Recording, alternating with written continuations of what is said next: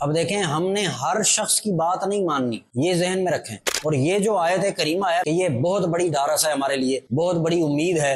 ऐसा शख्स ही जो है वो आपको इस दुनिया के बहरे बेकरां से पार लगा सकता है, जो आपको यहाँ रहने के गुर भी सिखाए, जो आपके जहन में ये बात डाल दे अगर कोई परेशानी भी हो गई है तो फिर भी परेशान ना होना।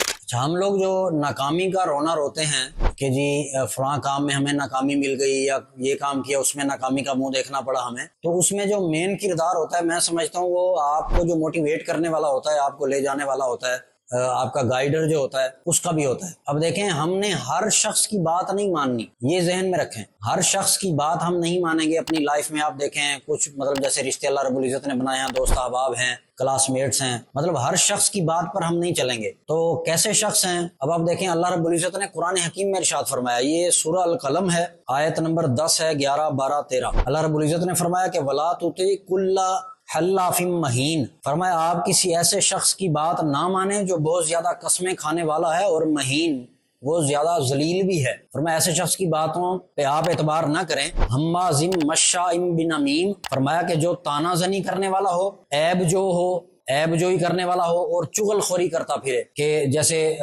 फसाद अंगेजी करवाते हैं, मतलब यहाँ की बात उधर लगा दी, उधर की उधर लगा दी। तो ऐसे आपस में जैसे होता है रिश्तेदारों में, अमूमन दोस्त अहबाब में होता है, तो लड़ाइयाँ फसाद करवाने वाले। फरमाया कि ऐसे शख्स की बातों पर न चलो। और फरमाया मन्नाइन लिल खैरी, और ऐसे शख्स की बातों पर भी अमल ना करो जो खैर के कामों से मना करने वाला हो। और फरमाया मुअतदिन असीम, और जो बहुत ज्यादा सख्त गुनाहगार हो, ऐसे शख्स की बातों पर अमल नहीं करना। तो फिर अमल किसकी बातों पे करना है? अब आप देखें सूरत कहफ पढ़ें, अल्लाह रब्बुल इज़्ज़त ने इरशाद फरमाया कि वस्बिर नफ्सक मअल्लज़ीना, अपने आप को ऐसे लोगों के साथ जोड़ो जो यदऊना रब्बहुम, जो मुझे पुकारते हैं। कब पुकारते हैं? फरमाया बिलगदाति वल अशी, सुबह भी पुकारते हैं शाम को भी, यानी सुबह से पुकारते हैं तो शाम हो जाती है, शाम से पुकारते हैं तो सुबह हो जाती है, हर वक्त मेरी याद में रहते हैं। किस वजह से? फरमाया युरीदून वजह, वो मेरा मुखड़ा देखने के लिए मुझे याद करते हैं। अब देखें, अल्लाह रब्बुल इज़्ज़त ने एक क्राइटेरिया हमें फरमा दिया है कि हम ऐसे शख्स के साथ जुड़ें जो राहे लिल्लाह चलने वाला हो, जो वजहिल्ला